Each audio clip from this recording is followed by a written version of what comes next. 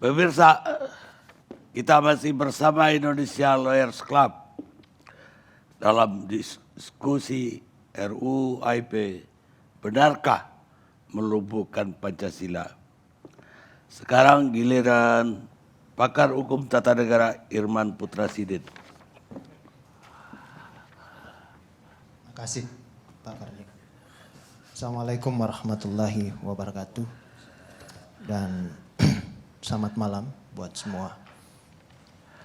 Saya kira saya juga setuju dengan Habib Abu Bakar bahwa barometer kebutuhan konstitusional Republik ini itu saya tunggu tiap minggunya itu di acara ILC, topiknya itu apa. Jadi kalau Bang Karni berpikir lain, ya itu adalah wajah yang bisa kita teropong. Oh, pergerakan konstitusional minggu ini begini. Kita bisa teropong di situ.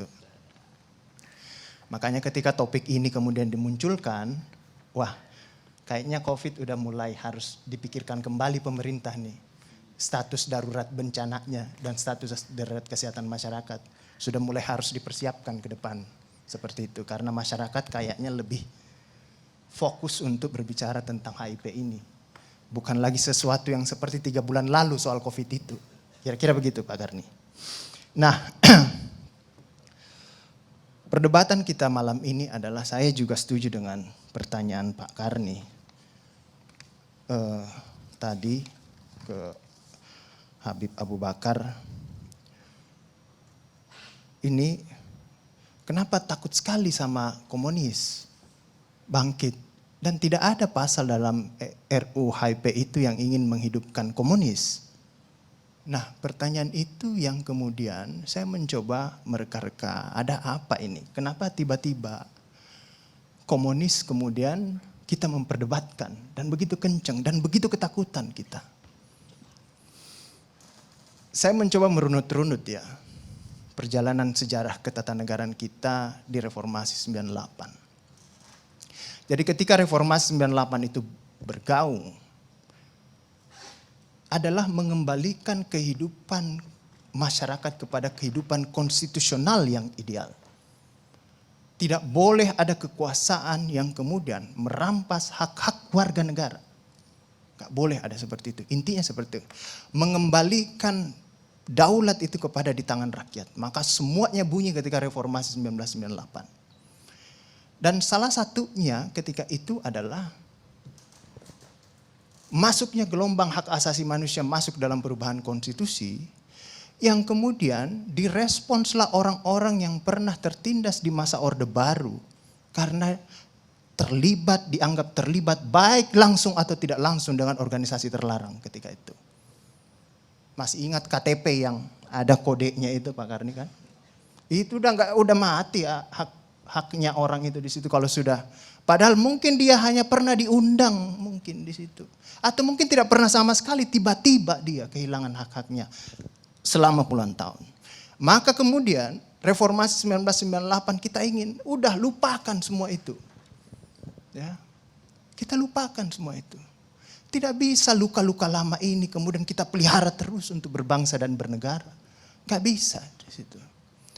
Maka kemudian teman-teman yang pernah distigma organisasi terlarang ini menggugat di Mahkamah Konstitusi, Pak. Dia menggugat di Mahkamah Konstitusi tahun 2003. Karena perubahan Undang-Undang Dasar menghadirkan Mahkamah Konstitusi ketika itu untuk mengawal konstitusi. Maka ini adalah ruang. Masuklah teman-teman menguji di Mahkamah Konstitusi. Sebelum dia masuk ke Mahkamah Agung kemudian dilimpahkan ke Mahkamah Konstitusi. Dan Mahkamah Konstitusi ketika itu mengabulkan permohonan yang pernah terlibat dengan organisasi terlarang. Silahkan teman-teman warga negara yang pernah terlibat dengan organisasi terlarang, karena ketika itu pasal yang digugat adalah larangan bagi warga negara yang pernah terlibat organisasi terlarang, langsung atau tidak langsung, untuk menjadi calon legislatif. Pasal 60G. Saya ingat sekali. Dan ketika putusan itu, inilah putusan yang sangat penting dalam sejarah konstitusi kita. Dan baru pertama dikeluarkan putusan itu. keluar putusan ini, riak-riak tidak banyak ketika itu. Tidak banyak riak-riak ketika itu yang seperti sekarang ini. Bahwa kemudian ini tidak ada, ini akan kebangkitan PKI, ini akan kebangkitan. Coba Ustadz Abu Bakar coba buka filenya di tahun 2004. Ustadz Abu Bakar ngomong apa di situ ketika keluar putusan itu, putusan MK itu. Boleh warga negara yang pernah diduga terlibat atau terlibat KTP-nya untuk menjadi calon legislatif.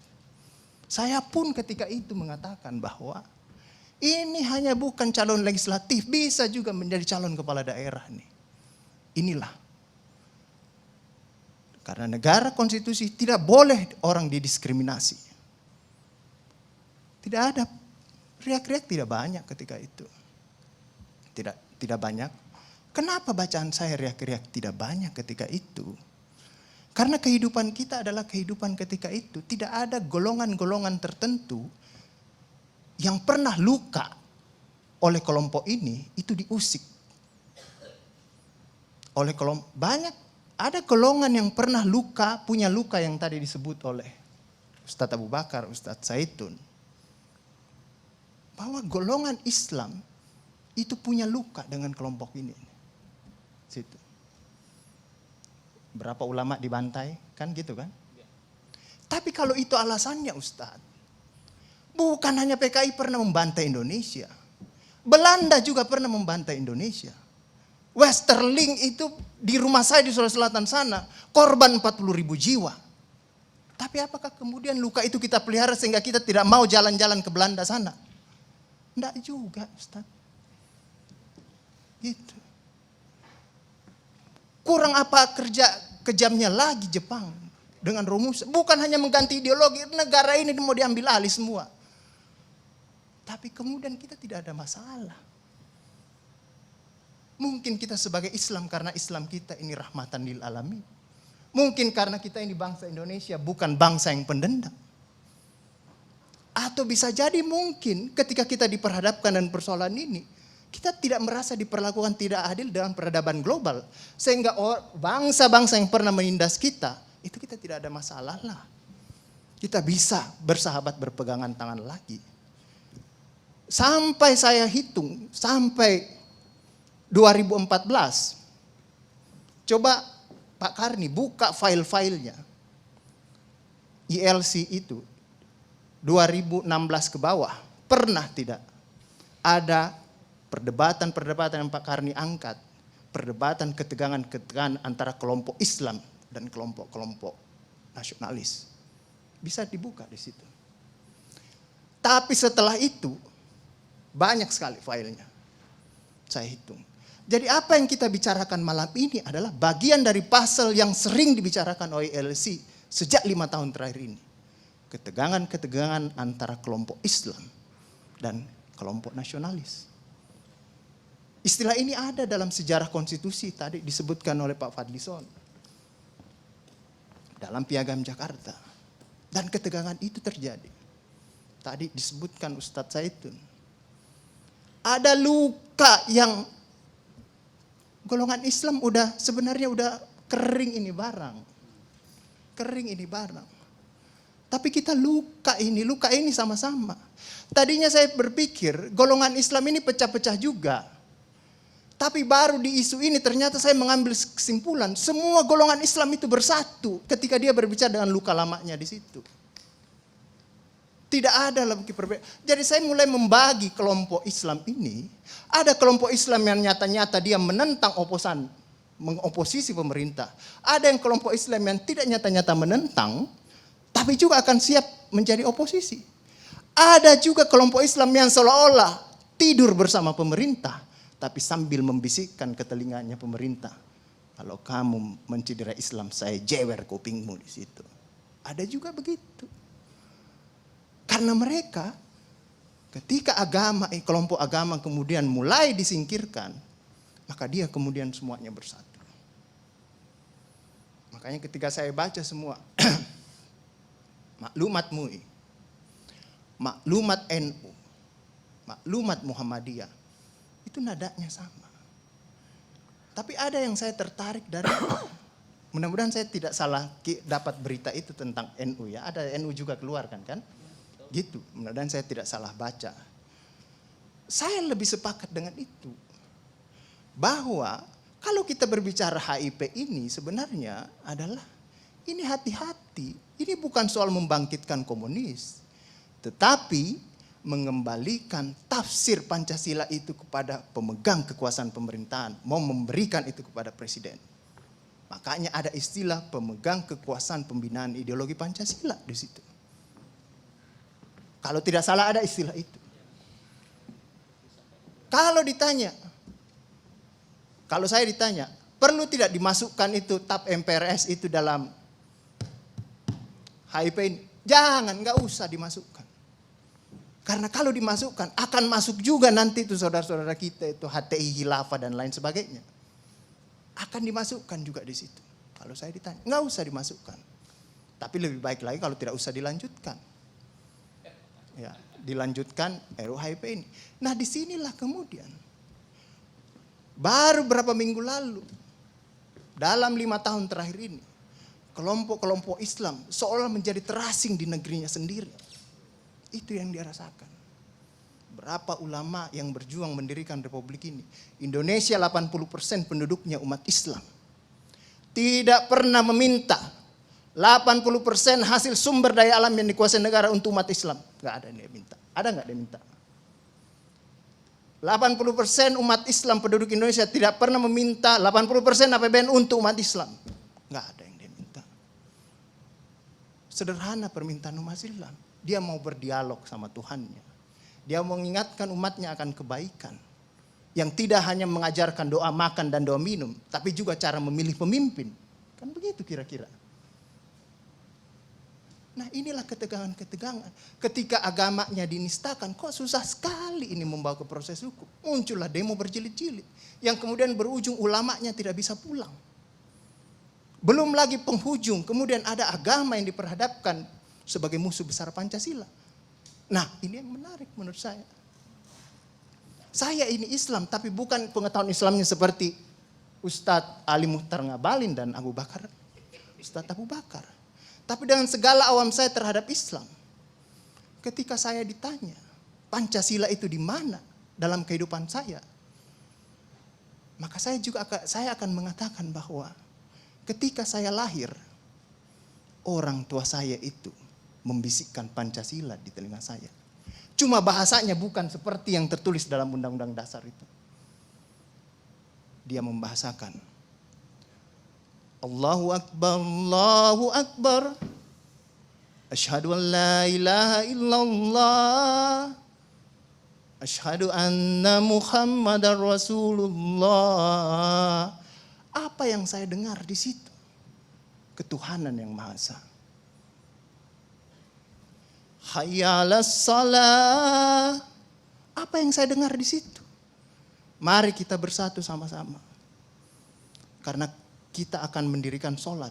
Dan Al-Ankabut mengatakan sholat itu mencegah kamu dari perbuatan keji dan mungkar. Ada kemanusiaan yang adil dan beradab. Saya dengar di situ. Hayya 'alal falah. Mari sama-sama menuju kemenangan.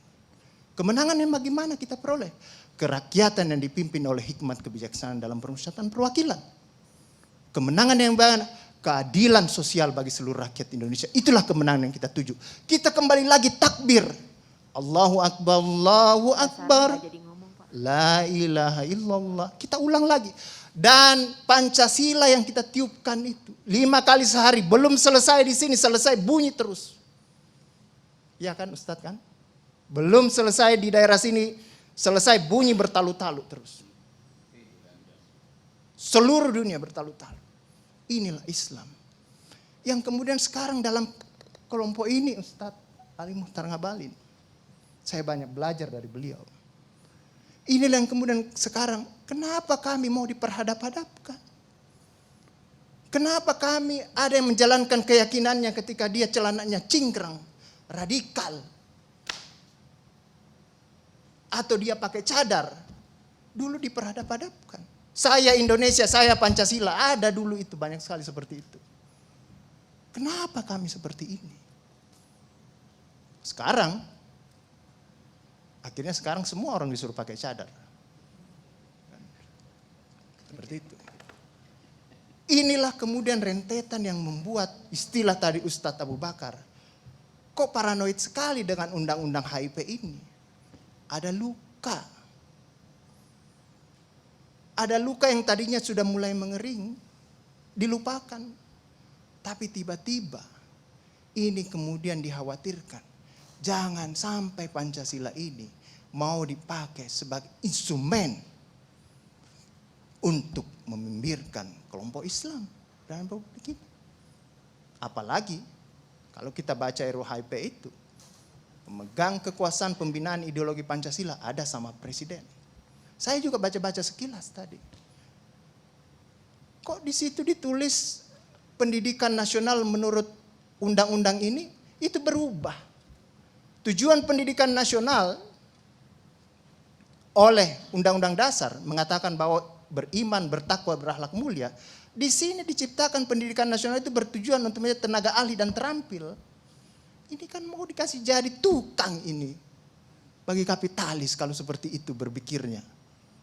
Nah, inilah yang kemudian yang dirasakan oleh kelompok-kelompok Islam dalam perspektif perjalanan konstitusional kita, bahwa ada yang tidak adil dilakukan oleh kekuasaan.